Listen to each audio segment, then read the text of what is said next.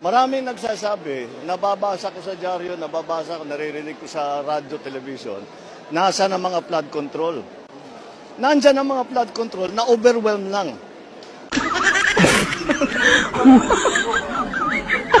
Buti rin, nakapag-harvest na tayo dito. Sa amin, nakapag-harvest na kami. Kakatanim lang eh.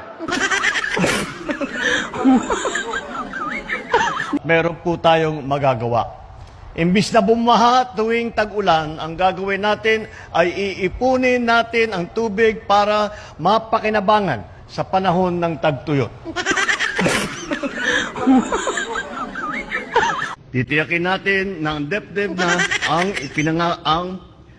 titiyakin natin na ang depdeb. Ang pangangailangan sa power ay pataas ng pataas, madami ng parami. Kaya iso, bagay na bagay sa atin ang solar dahil alam naman ninyo, kahit umuulan, may araw pa rin.